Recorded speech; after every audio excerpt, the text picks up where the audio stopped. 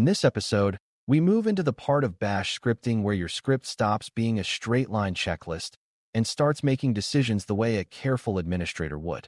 Conditionals are how a script chooses one path or another based on what it observes, and that matters because real systems are rarely in the exact same state every time you run a script. A file might exist or not exist, a service might be running or stopped, a value might be empty or set, and a previous step might have succeeded or failed. When you do not encode those decision points, scripts either crash at the first surprise or, worse, continue and do the wrong thing quietly. The CompTIA Linux Plus exam cares about this because conditionals are a core skill for writing safe, readable scripts that adapt to reality. By the end, you should be comfortable describing what if and case do, why string and numeric comparisons are not interchangeable, and how common test flags help scripts make reliable choices without fragile guesswork. Before we continue, a quick note. This audio course is a companion to our course companion books. The first book is about the exam and provides detailed information on how to pass it best. The second book is a Kindle-only ebook that contains 1,000 flashcards that can be used on your mobile device or Kindle. Check them both out at cyberauthor.me in the Bare Metal Study Guide series. A strong mental model starts with a simple truth about scripts. They run in changing environments, so decision-making is not optional if you want predictable behavior. When a script can detect conditions and respond appropriately, it becomes safer because it can refuse to proceed when prerequisites are missing, and it becomes more useful because it can adapt rather than requiring manual edits every time. This is also where beginner misunderstandings appear, because people assume a conditional is just an on and off switch, but in practice, it is a structured way to express intent and boundaries. A good conditional says, if this important condition is not true, stop or take a safer fallback action. And that language of intent is what makes scripts maintainable. On the exam, you will often see questions that are really about recognizing which conditional form produces predictable results given messy inputs. When you can articulate that conditionals are a safety mechanism as much as a control flow mechanism, you will naturally choose safer patterns. The if construct is the most common conditional, and conceptually it is just a branching decision that depends on the success or failure of a test.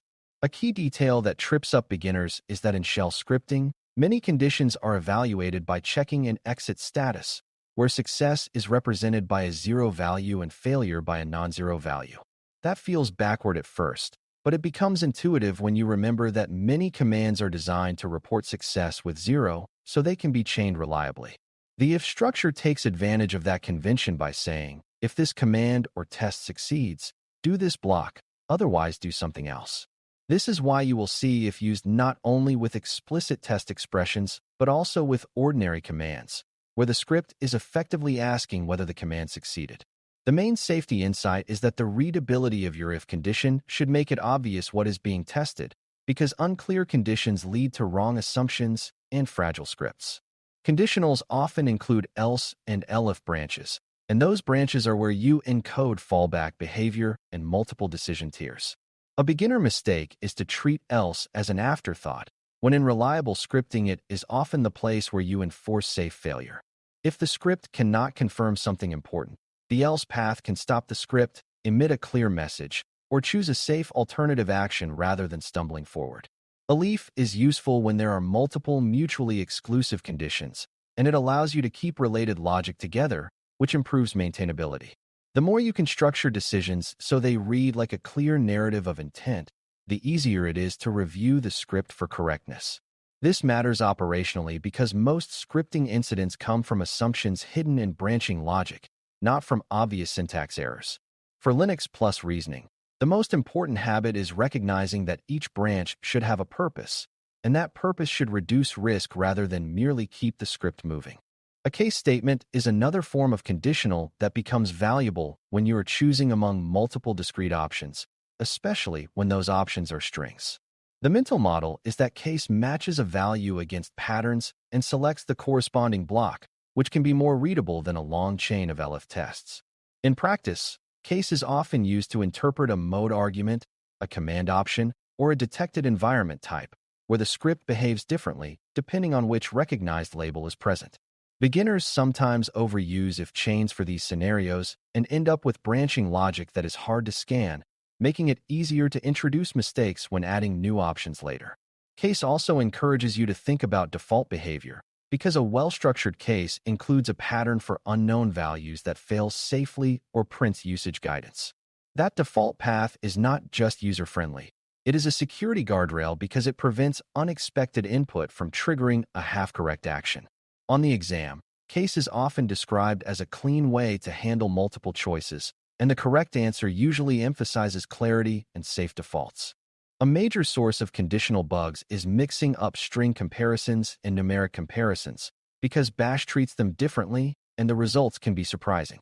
A string comparison is about lexical ordering or equality of text, which means it compares characters, not numerical magnitude. A numeric comparison is about arithmetic magnitude, which means it treats values as numbers and compares based on numeric value. If you compare the string 10 and the string 2 lexically, you can get a result that looks wrong to a human thinking numerically, because string ordering follows character rules rather than numeric rules. This becomes especially important when values come from input or command output, because you may assume a value is numeric when it contains whitespace or other characters. A safer scripting mindset explicitly chooses numeric comparisons only when you have validated that a value is numeric, and it uses string comparisons when you are working with labels, usernames, paths, or general text. Linux Plus questions often rely on this distinction because it tests whether you understand what kind of comparison the script is actually performing. Another related misunderstanding is assuming that a non-empty string automatically behaves like a true value in all contexts, which can lead to logic that seems to work until it meets an edge case. In Bash, you often test truth by checking exit status from a test command rather than by relying on a direct Boolean type. That means the script's notion of true depends on the test you use and what it considers success. For example, a test might succeed if a file exists, fail if it does not exist, and your if condition will follow that success or failure. If you instead try to treat an arbitrary string as a Boolean without a clear test, you can create logic that behaves inconsistently, especially when variables are empty or contain unexpected characters. A disciplined approach is to write conditions that clearly state what property you are checking, such as whether a file exists or whether two strings are equal. This improves readability and reduces ambiguity, which matters because ambiguous conditionals are hard to review and easy to misinterpret later. For exam purposes, look for conditions that are explicit about what is being tested rather than vague truthiness checks. The test command, often seen in bracket form, is one of the primary tools used inside if conditions, and the key point is that it provides structured tests that return success or failure. Those tests include checking files, comparing strings, comparing numbers, and checking whether variables are set or empty. Beginners sometimes treat the brackets as magical syntax, but the safer way to understand it is that the bracket form is a conventional interface for running tests that produce an exit status suitable for if. This matters because it reinforces that if is not testing raw text, it is testing the success or failure of the test expression. It also matters because spacing and structure inside the test expression influence how it is parsed, and sloppy formatting can cause conditions to behave differently than you intended. The exam often presents bracketed tests and expects you to interpret what they are checking, such as file existence or string equality. When you focus on the idea of tests producing exit status, the patterns become easier to reason about. Common test flags are worth understanding at a meaning level, not because you need to recite a list, but because they represent the most frequent decision points in administrative scripting. File tests allow a script to confirm that a path exists, that it is a regular file versus a directory, and that permissions allow certain operations. String tests allow a script to check whether a variable is empty, whether two labels match, or whether a value is present at all. Numeric tests allow a script to check thresholds, counters, and sizes in a way that matches human intent, provided the values are actually numeric. This is where beginner mistakes often appear, because scripts sometimes test the wrong property, such as checking that a file exists but not checking that it is readable, or checking that a directory exists but not checking that it is writable. A robust script chooses the test that matches the action it is about to take, and that alignment between test and action is a hallmark of safe scripting. On Linux Plus, The correct answers usually reflect that alignment, where the conditional checks the specific prerequisite needed for the next step. Conditionals also interact with quoting and variable expansion in ways that can quietly break logic if you're not careful. When a variable is expanded inside a test without careful quoting, whitespace can cause the test to see multiple separate words instead of one value, which can lead to syntax errors or, worse, a condition that always evaluates the same way regardless of input. This is especially common when variables hold paths, because paths can contain spaces, and a path that becomes two words will confuse many tests. Another subtle issue is an empty variable, which can cause a test expression to be incomplete, changing how the shell parses it and potentially producing a different condition than you expected. Safe scripting habits include treating variables as potentially empty and potentially containing whitespace, and writing test expressions so they remain well-formed even in those cases. This is not about paranoia.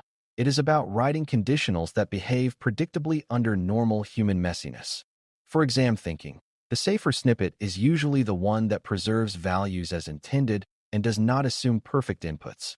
Exit status checks are another common conditional pattern, and understanding them helps you read scripts that use if with ordinary commands rather than explicit test brackets. Many scripts run a command, then immediately branch based on whether it succeeded, which is a natural way to handle operations like checking connectivity, validating a configuration file, or confirming that a dependency is present. The main point is that commands communicate success and failure through their exit status, and if treats that exit status as the condition. Beginners sometimes misread such scripts because they expect to see an explicit comparison, but the shell is actually doing something simpler. It is asking whether the command returns success. This can be very readable if the command itself clearly expresses intent, and it can be confusing if the command is complex or has side effects. A mature script often separates a command that checks a condition from commands that make changes, so the check can be used safely in an if without accidentally performing unintended work. On Linux Plus, you may be asked to recognize that pattern and understand what it implies about success and failure handling. The case statement also has its own subtle safety considerations, especially around pattern matching, because patterns can match more broadly than you intended if you are not precise. This can lead to scenarios where an unexpected value matches a general pattern and triggers behavior that was meant for a more specific option. A safer approach is to order patterns carefully and to keep patterns as narrow as possible so each one represents a clear intent. Including an explicit default branch that handles unknown values is a key guardrail because it gives you a predictable response when input does not match any expected choice.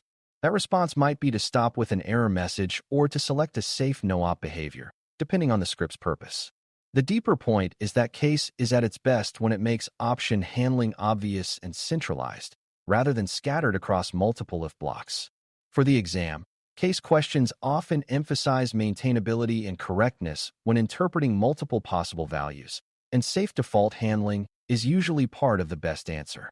Another concept that improves conditional reliability is understanding the difference between testing a condition and performing an action, because mixing the two can create scripts that are hard to reason about and hard to debug. If a conditional runs a command that changes system state as part of its test, you can end up performing changes simply by evaluating whether something is true. That can lead to confusing behavior, especially if the script later runs the same action again in the branch body. A safer pattern is to keep tests as pure checks whenever possible, then perform changes only in the branch body where the action is intentional and expected. This separation supports readability because a reader can scan the conditional and know it is checking something, not altering the system. It also supports safer error handling because you can decide what to do when a check fails without having partially performed the action already. In exam scenarios, the more professional and reliable approach is usually the one that separates check from change, even if both are technically possible. When you troubleshoot conditional logic, the best approach is to translate the condition into plain language and then confirm whether that plain language matches what the script actually tests. A condition that looks like it is checking whether a file exists might actually be checking whether a variable is non-empty, and that mismatch can cause surprising results. Similarly, a comparison might look numeric but be implemented as a string comparison, leading to branching that feels wrong for certain values. Translating the logic forces you to confront what is being compared, what the success criteria are, and what happens in each branch. This also helps you spot missing branches, such as cases where a script assumes only two outcomes when a third outcome is realistic, like an empty value or an unexpected label.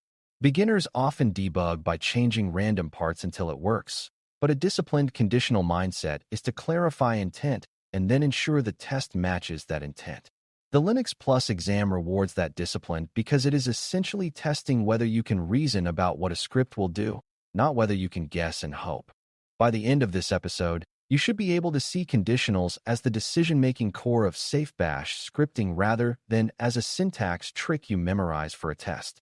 It provides a flexible branching structure driven by command and test success, and else and elif allow you to express fallback behavior and tiered decisions in a readable way.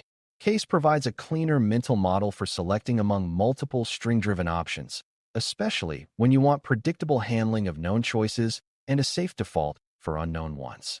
Understanding the difference between string and numeric comparisons prevents subtle bugs that arise from comparing text lexically when you mint numeric magnitude. Common test flags represent the real-world check scripts used to confirm prerequisites and avoid dangerous assumptions, and careful quoting keeps those tests reliable when values contain whitespace or are empty. When you can connect conditional syntax to the goals of predictability, safety, and readability, you will be able to interpret Linux Plus script questions confidently and write scripts that behave correctly even when the environment is messy. Thanks for listening. For more audio courses, daily newsletters, and more, please visit baremetalcyber.com.